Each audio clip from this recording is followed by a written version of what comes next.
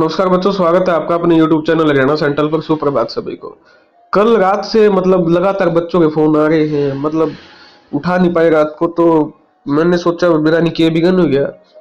अब लगातार मैसेज आए हुए हैं टेलीग्राम पे, ये एक ये ऑर्डर भेजा हुआ है। और ऑर्डर सुप्रीमो कोर्ट का ऑर्डर है, स्पेशल लीव पिटीशन है, सिविल अपील नंबर है और स्पेशल लीव पिटीशन SLP भेजी हुई है। अब 1 घंटा तो इसको पढ़ने में लगा है और इसका जो निचोड़ है वो निचोड़ मैं आपको अब बता रहा हूँ। बड़े ध्यान से समझना, ये निचोड़ आपको शायद ही कोई बता पाए। और इस निचोड़ को फिर आप अपने HSSC और HPSC से जोड़ के देख सकते हो। अब इसका कितना फर्क पड़ेगा वो सरकार पे डिपेंड है, भारतीय जनता पार्टी हरियाणा की। अब बात मैं आपको समझा रहा हूँ, मध्य प्रदेश का ये केस है। मध्य प्रदेश में किसकी गवर्नमेंट है? कई सालों से बीजेपी की गवर्नमेंट है। बजा ले भाई, तू बजा पहला। तो MP में बीजेपी की गवर्नमेंट है, तो इन्होंने क्या किया, एक पेपर लिया 1500 यानी लगभग 1600 पदों पे। ठीक है, उसकी 3 स्टेज थी पेपर लेने की। पहले प्री होगा, फिर मेंस होगा या सब्जेक्टिव जिसको बोलते हैं, उसके बाद क्या होगा, इंटरव्यू होगा। ये 3 स्टेज थी, जैसे अपने HPSC में है। एग्जैक्टली बिल्कुल HPSC वाला काम है। ठीक है, तो इनकी पॉलिसी क्या थी? 2015 से पहले पॉलिसी इनकी ये थी कि भाई प्री के पेपर में जनरल की कट ऑफ से कोई भी बच्चा ऊपर है तो उसको जनरल में काउंट किया जाएगा। ठीक है, ये पॉलिसी थी। तो 2015 में इन्होंने पॉलिसी में अमेंडमेंट किया कि भाई हम कैटेगरी टू कैटेगरी उठाएंगे। अब मध्य प्रदेश सरकार ने क्या कहा कि हम 15 टाइम्स कैंडिडेट उठाएंगे कैटेगरी के। 15 टाइम्स का फॉर्मूला है मध्य प्रदेश में। भारतीय जनता पार्टी गवर्नमेंट है, 15 टाइम्स का फॉर्मूला इन्होंने अपनाया। तो 15 टाइम्स का जब फॉर्मूला अपनाया इन्होंने, तो जो रिजर्व कैटेगरी के बच्चे थे और जो जनरल की कट ऑफ को क्रॉस कर रहे थे, उन्होंने आपका कोर्ट में केस कर दिया। ठीक है, कोर्ट में क्या कर दिया, केस कर दिया। सिंगल बेंच मध्य प्रदेश की ने सरकार के हक में फैसला दिया। ठीक है, उसमें आपका बच्चों के हक में फैसला दिया मध्य प्रदेश की सिंगल बेंच ने कि भाई आप इनको जनरल में इंक्लूड करो। ठीक है, उसके बाद मध्य प्रदेश की जो गवर्नमेंट है वो डबल बेंच में चली गई। ठीक है, डबल बेंच ने भी क्या किया, आपका सरकारी पक्ष में फैसला दे दिया कि भाई प्री में रिजर्वेशन नहीं मिल सकता। ठीक है, फिर जो बच्चे हैं वो रिव्यूज में गए। ठीक है, तो ये चलते चलते 5 साल हो गए। ठीक है, 5 साल इन्होंने यहाँ पर निकाल दिए केस में, 5 साल। ठीक है, 2019 की भर्ती है ये, और इसका फैसला अब 2024 में आपका क्या आया है, आपका अब आया है सुप्रीमो कोर्ट में। और सुप्रीमो कोर्ट ने जो रिवीजन डबल बेंच की रिव्यू पिटीशन है उसको आपका लागू किया, अपाइल्ड किया। अब इसमें मोटा मोटी बात क्या है, जो वहां की डबल बेंच थी उन्होंने कहा कि जो रिव्यू पिटीशन डाली उसमें कहा कि आप जो है सब्जेक्टिव का पेपर है वो दोबारा लीजिए, और जो प्री की जो है आपकी जो वो है सूची वो दोबारा तैयार कीजिए। ठीक है, तब इन्होंने क्या किया, इन्होंने मान लिया ठीक है जी हम कर देंगे। उसके बाद इन्होंने 20 टाइम्स कर दिया। 15 टाइम्स से बढ़ा के इन्होंने कितना कर दिया, 20 टाइम्स कर दिया। फिर वही समस्या रही, फिर कुछ जो रिजर्व कैटेगरी के जो बच्चे थे वो फिर बाहर हो गए, फिर वो कोर्ट में चले गए।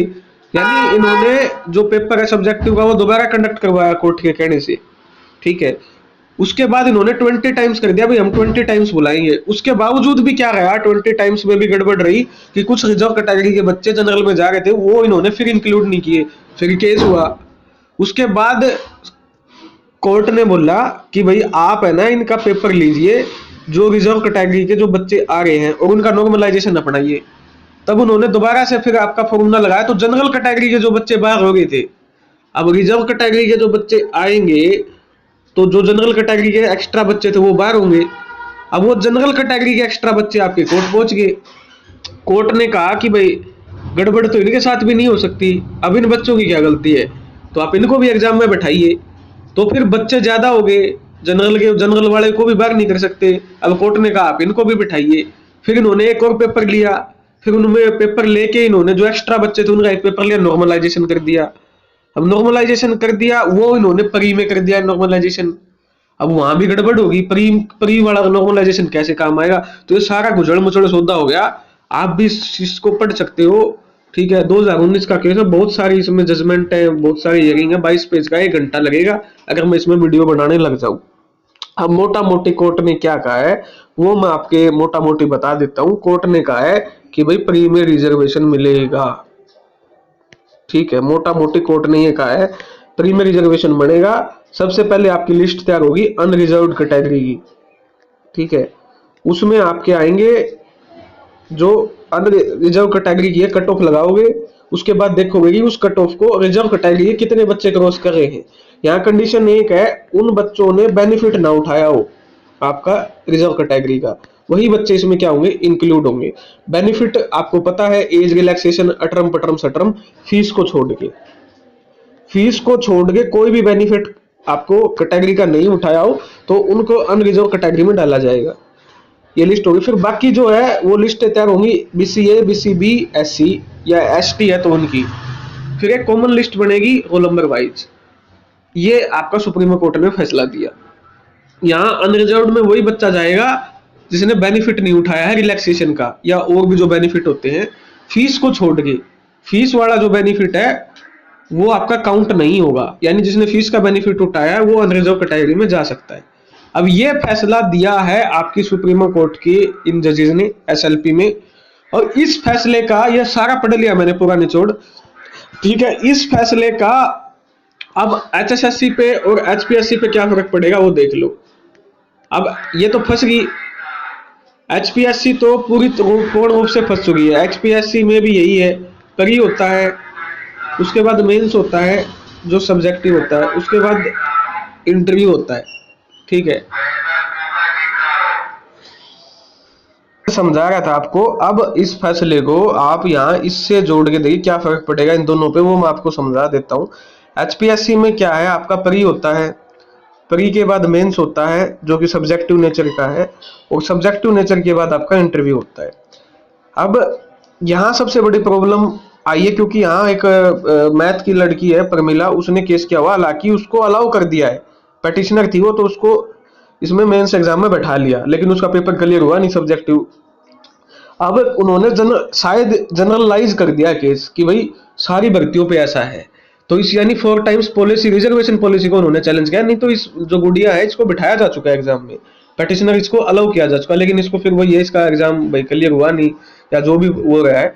अब प्रॉब्लम एचपीएससी की भर्तियों में ये है कि अगर ये फॉर्मूला लागू हो गया तो इन्होंने जो सब्जेक्टिव की जो लिस्ट बनाई है, ठीक है, सब्जेक्टिव के लिए जो लिस्ट बनाई है वो क्वाइस हो जाएगी, और क्वाइस हो गए सब्जेक्टिव दोबारा लेना पड़ सकता है।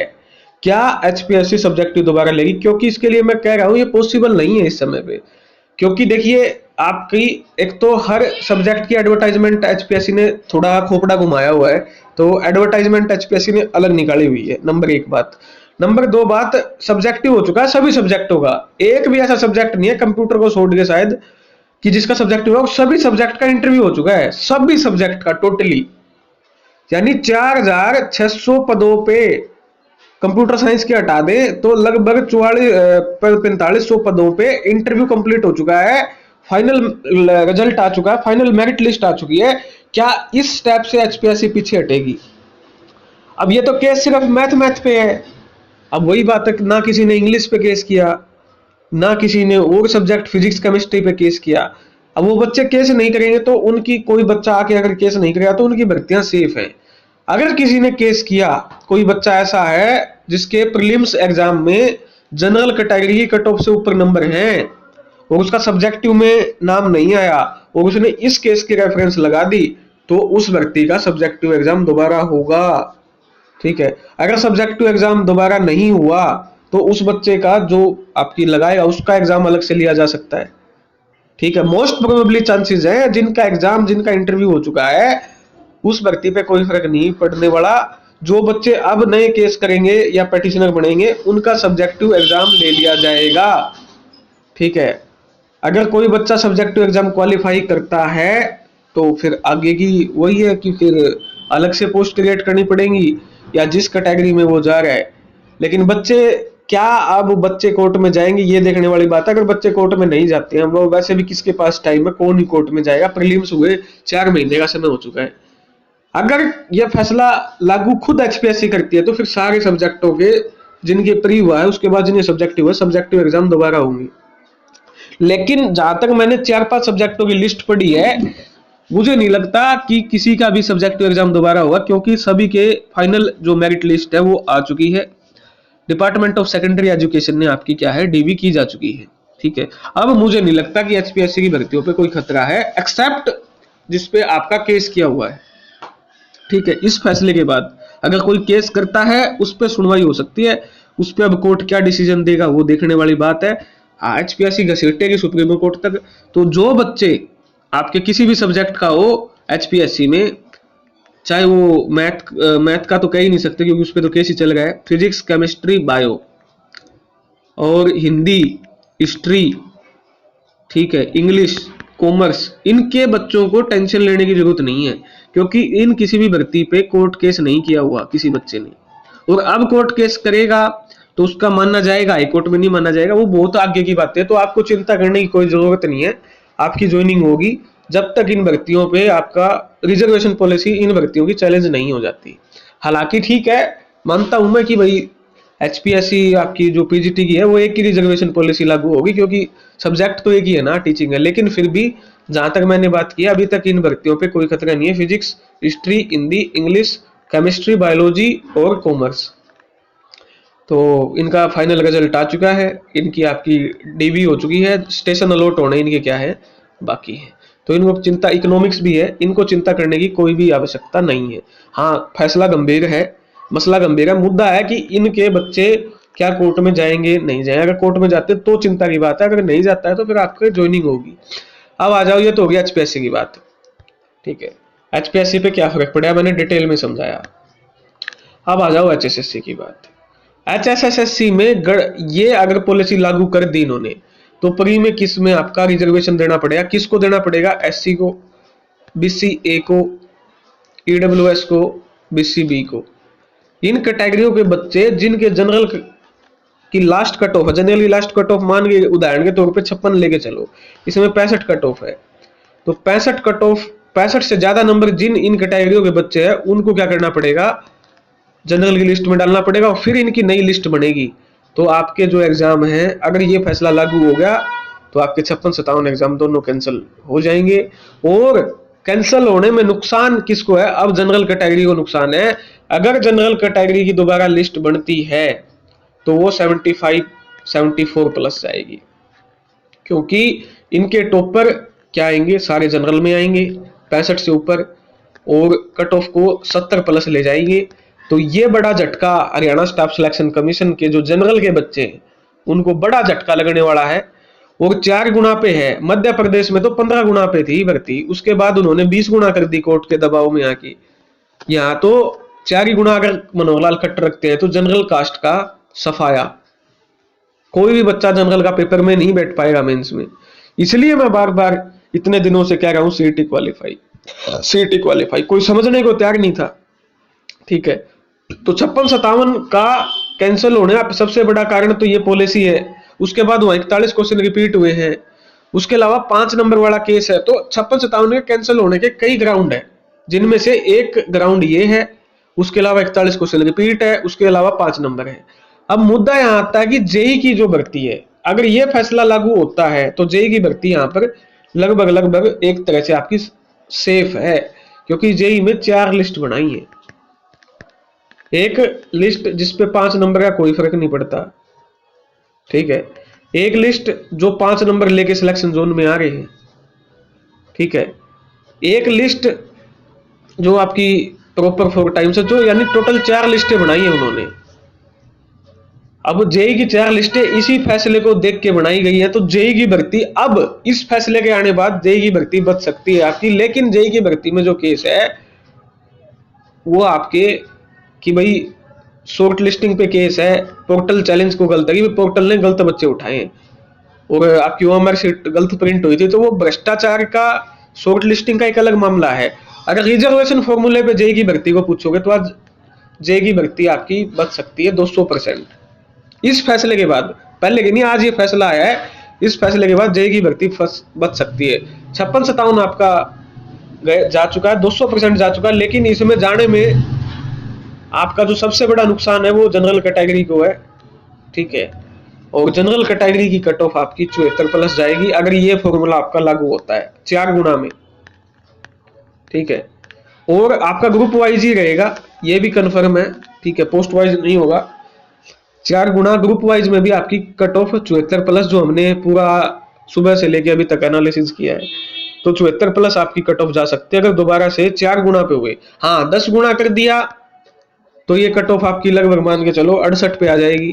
15 गुना कर दिया तो ये कट ऑफ 65 पे रहेगी 15 गुना करने पे, ठीक है। 20 गुना कर दिया जो कि मध्य प्रदेश में है, फिर ये कट ऑफ आपकी लगभग आपकी 63 पे आ जाएगी। तो ये फैसला बहुत विपरीत प्रभाव डालेगा आपके ग्रुप 56-57 पे। ग्रुप नंबर 1 और 2 अगर रिजर्वेशन की बात करें तो बच सकते हैं, लेकिन वहां पर और भी केसेस हैं, उनके बेस पे ये कैंसिल हो सकते हैं। रिजर्वेशन के फॉर्मूले के बेस पे ये बच सकता है। तो ये बड़ा झटका आपका बच्चों को मिलेगा। अब आपका पोस्ट वाइज नहीं होगा, किसी भी हालात में पोस्ट वाइज नहीं होगा, क्योंकि पोस्ट वाइज का केस ही खत्म हो चुका है। लगभग मोटा मोटी तौर पे पोस्ट वाइज का केस ही खत्म हो जाएगा, ठीक है। तो वैसे तो पोस्ट वाइज का केस आपका चलेगा, लेकिन वही बात है, सरकार ने सोचा है पोस्ट वाइज में और ज्यादा हाई कट ऑफ जाएगी जनरल की। अब मोटा मोटा जो मामले रह गए हैं वो आपके HSSC के, एक तो 5 नंबर का मामला है। अगर 5 नंबर केस हारेगी तो 5 नंबर की वेरिफिकेशन करने की जरूरत नहीं है। अगर सरकार 5 नंबर का केस जीत गई तो सरकार को वेरिफिकेशन करनी पड़ेगी। और स्पेशल क्वालिफिकेशन वाला केस है भाई, स्पेशल क्वालिफिकेशन पोर्टल चैलेंज को केस है, उसके अलावा 41 क्वेश्चन रिपीट है। अब यही गंभीर मामले बचे, ESM को 5 नंबर दे दिए, इन मामले बचे हैं। रिजर्वेशन पॉलिसी पे कहीं ना कहीं अगर ये फैसला लागू होता है तो आपकी सरकार बचेगी। अब मेन मुद्दा आपका 5 नंबर वाला बचता है। तो ये बड़ी जजमेंट है, प्री में रिजर्वेशन मिलेगा, इस जजमेंट का सार यही है। और प्री में अगर रिजर्वेशन मिलता है 4 गुना पॉलिसी पे, तो आपकी कट ऑफ जो है 70+ 200% 70% जा रही है जनरल कैटेगरी की, ठीक है। ग्रुप वाइज की बता रहा हूं, ग्रुप वाइज में 70+ जनरली कट ऑफ 100% जा रही है अगर ये आपका लागू होता है। अगर पोस्ट वाइज जो कि इम्पॉसिबल है, मतलब नामुमकिन हो ही नहीं सकता, अगर वो फिर भी धक्के से लागू होता है तो कट ऑफ 74+ आएगी, कोई रोकने वाला है ही नहीं। क्योंकि आपका इनमें आपकी जनरल में जो बाकी कैटेगरी के बच्चे हैं उनको लेके आना पड़ेगा, यही इस आपका सार है। और हरियाणा सेंट्रल आपका जो भी जजमेंट आएगा उस पर वीडियो बनाएगा, ठीक है। हम किसी के पक्षधर नहीं है, हम जो सच्चाई है वो आपको सामने रख रहे हैं। पूरी जजमेंट मैंने खुद भी पढ़ी है, आप पढ़ना चाहो तो इस पूरी जजमेंट को पढ़ भी सकते हो, ठीक है। मैंने तो पूरी जजमेंट आपकी पढ़ ली है, ये रहा, ये देखिए 20 times number of advertise post vacancies, ठीक है। In addition all the candidate opted mark equal to cut off mark, ठीक है। यानी 65 पे कट ऑफ है, और जिसके 65 है तो वो भी लेने पड़ेंगे। First of all the cut off reserve uncategory reserve category shall be determined after this thus candidate belonging to the reserve category, SC है, ST है, BCA BCB DOWS who obtained marks more than और equal cut off again reserve category, उनको आपका, ठीक है, लेना पड़ेगा, ठीक है। We have taken the benefit relaxation for 10% shall be included in respect, ठीक है। जिसने रिलैक्सेशन का बेनिफिट लिया है वो इंक्लूड नहीं होंगे, जिसने रिलैक्सेशन का बेनिफिट नहीं लिया वो आपके जनरल में लेके जाना पड़ेगा। यही आपका फैसला है सुप्रीम कोर्ट का। तो आपको उम्मीद करता हूं समझ में आ गया होगा। फिर भी किसी को समझ में ना आया हो तो आपका भाई कमेंट में आपके मैसेज कर देना, लाइव चैट कर लेंगे, ठीक है। उसमें लाइव चैट में आपको और अच्छे तरीके से समझा देंगे। धन्यवाद। जय हरियाणा, जय भारत।